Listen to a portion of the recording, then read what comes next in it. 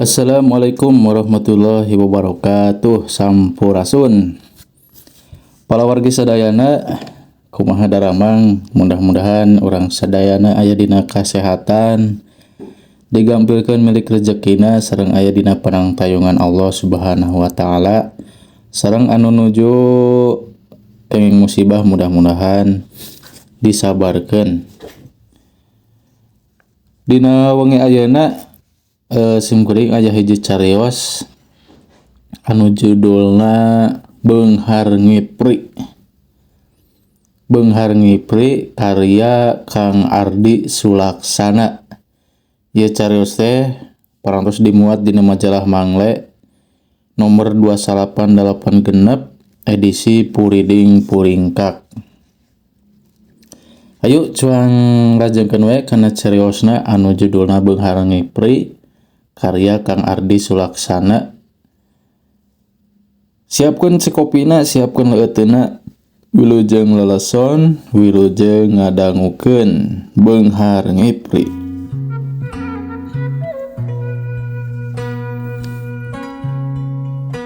Sonadin kabejanakeun Beunghar Ngipri, cenah munjungna teh di Gunung Tilu.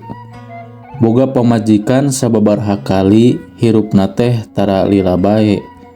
Atuh panyangka batur mah diwadalkeun. Nu matak hemeng teh unggal pamajikan maotna dina bulan Rayagung, maot kasarad.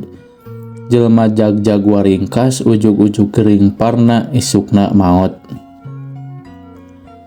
Sonadin nikah deui, ayeuna mah pamajikanna ngaranna Rosita. Katelah pananyaan oge ahli marajian, jajampeanana jeung jangjawakana oge matih.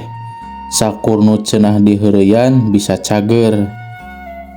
Orok tina marajian Rosita ge mulus banglus, bangsaning lelembut teu wanieun ngadeuketan. Tepung jeung bulan Rayagung, urang lembur geus pada nyangka yen Rosita bakal maot diwadalkeun ku salakina. Cara pamajikanana anu ti heula-heula. Mun pareng ngaliwat ka hareupeun imah Sonadin, warga teh bangun panasaran di barung sieun. Hiji peuting mah ibur, warga daratang ka imah Sonadin, pedah aya beja Rosita keur gelut jeung jurig.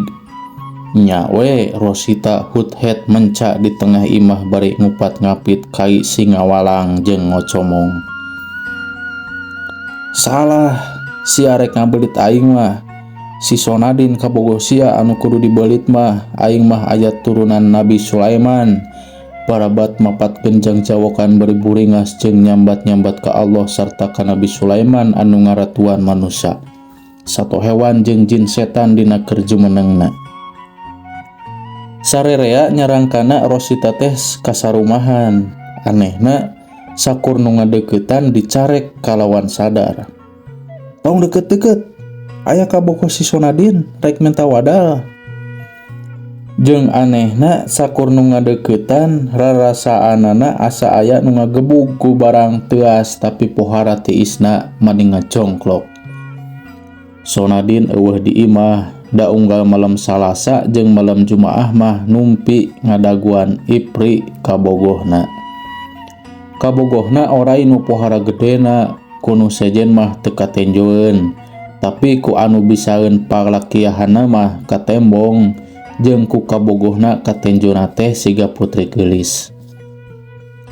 Ninggang Rosita mah puguh jelema ngeusi, tadina api-api henteu ngarti bae yen salakina sok ngipri teh. Tapi barang dina hiji peuting diintip kadengeun nu keur sosonoan teh badami yen rek ngawadalkeun Rosita dina bulan Rayagung ayeuna mah.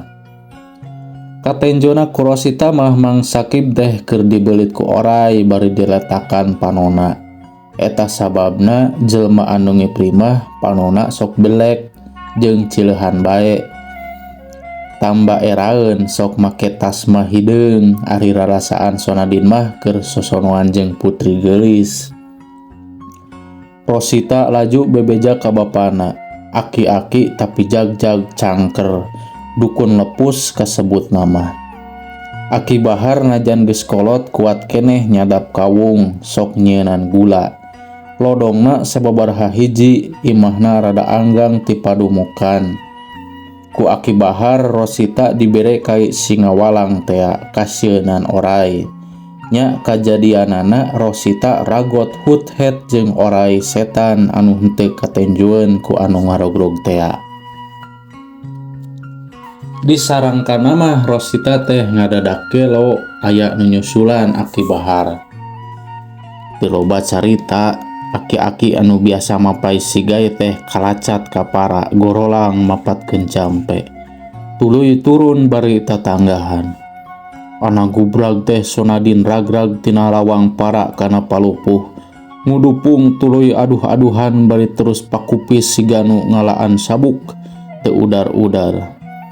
Si horeng cek nu bisa nenjo mah keur dibelit ku oray setan, diremukeun iga jeung tulang tonggongna, tapi teu aya anu bisa nulungan kanu pakupis bari buncelikan teh.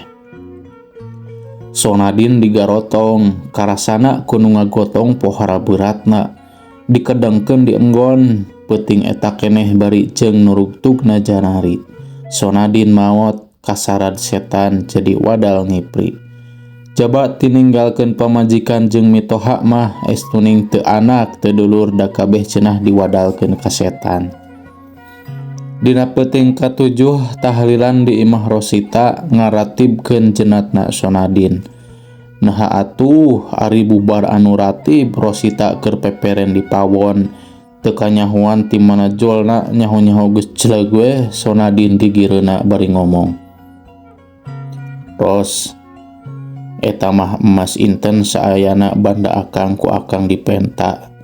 Rek dipulangkeun ka raja.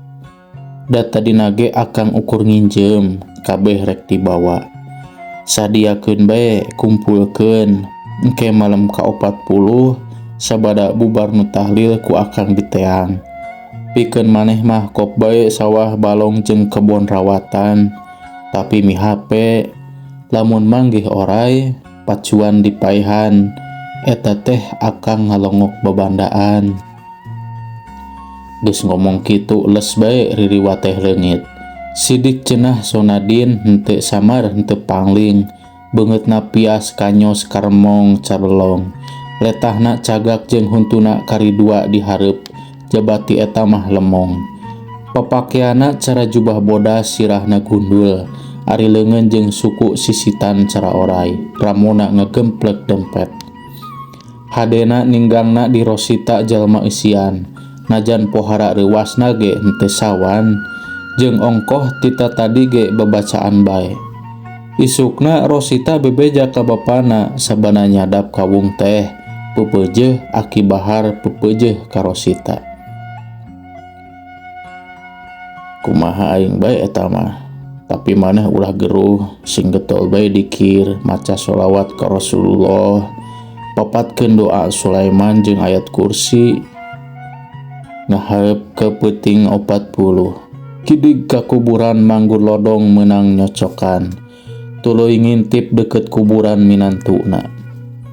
Kira-kira di imah keratib paledug bijil haseup tina liang di lebah makam Sonadin. Celeg we jadi waruga remeng-remeng dina poekna peuting.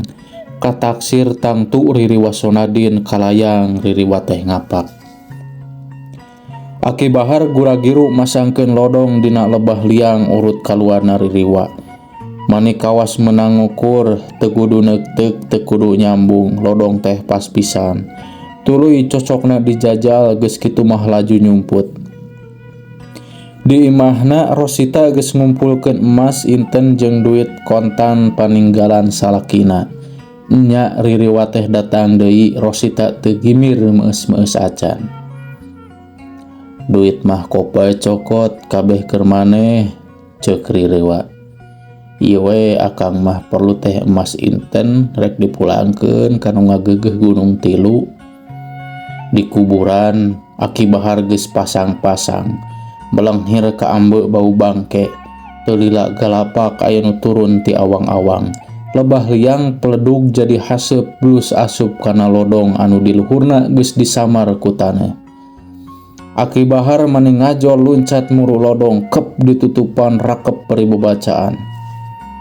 Jin setan memang wisesa, tapi manusia rea bisa angin Allah nu maha kawasa. Lodong dicabut ati-ati pisan, regi yang dipanggul dibawa ke imah Rosita. Kebeneran hawu sinean keneh. Gedean sineuna Ros, tuluy teang si Amil jeung si Lurah, aing minta disaksian gitu, aya nu aneh. Lodong tia dideang-deang ku Aki Bahar. Sabot dideang di jero lodong kadenge sada anu ceurik. Ampun manusia, saha ieu anu kaniaya ka diri kami.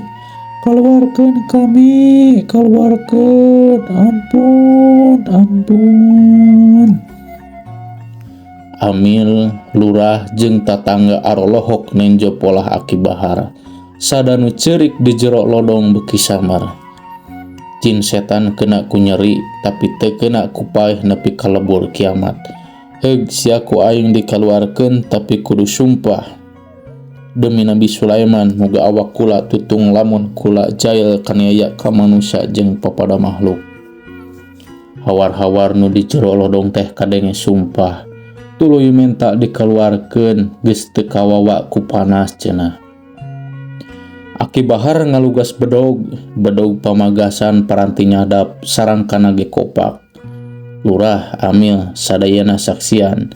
Dewek arek meulah ieu lodong. Kasakur nu hadir di penta panaksena, tapi ulah aya nu ngaganggu sarta ditedak muga kabeh keur sadikir. Keplas lodong teh dibelah, belah dua, borengkal teh makhluk. Awakna orai tutung sawareh, ari huluna sidik Sonadin, ngan lalemong makhluk teh uyek-uyekan, kecoh ku aki wanian di ciduhan. Jung Sonadin, maneh gera marakayangan, campur jeung sasama maneh. Ingat kana sumpah ulah jail ka manusia jeung pepada makhluk. Eleungeng makhluk teh euleugeungan, cerit kadenge ngabijilkeun sora tarik posada peleuwit kareta api les weh leungit. Isukna Rosita ngaduruk sakabeh papakean Sonadin, malah kasur anggel jeung samake dihuru jadi lebu. Para paranti tepung sono cenat Sonadin disaretu. Piring jeung cacangkir anu matok sok dipake sapopoe oge dipepeus-pepeuskeun. Kubaranana diludang bet kosong, malah ketedna oge molongo sapapan. Bisi tanah urut kuburan eta dipake ku nu sejen, ku Aki Bahar dipelakan kawung. Cag sakitu pamirsa. Ieu carios teh nyaeta Sonadin anu ngipri ka oray nya. Ngawadalkeun istrina. Jadi setiap nikah jeung Sonadin setiap bulan Rajagung teh diwadalkeun. Ari pas nincak ka Rosita jalma ngeusi pasek diwadalkeun teh kalah kamalikan.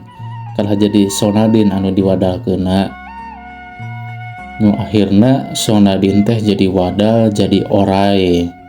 Untungna ieu Rosita ngeusi jeung dibantuan ku bapalna Aki Bahar teh. Jadi Sonadin mah jadi oray ngan ieu Rosita alhamdulillah teh salamet teh jadi diwadalkeun. Sakitu panginten pamirsa. Mugia teh sangat hibur. Ieu carios teh anu parantos sudah dimuat dina majalah Mangwe karya Kang Ardi Sulaksana.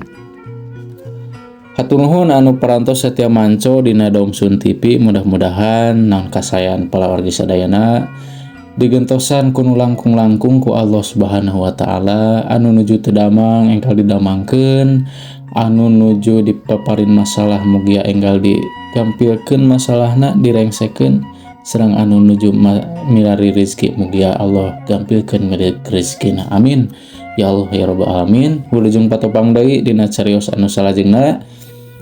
Hapunten bila kakirangan sareng kalapatan, wabillahi taufiq wa hidayah. Wassalamualaikum warahmatullahi wabarakatuh. Sampurasun.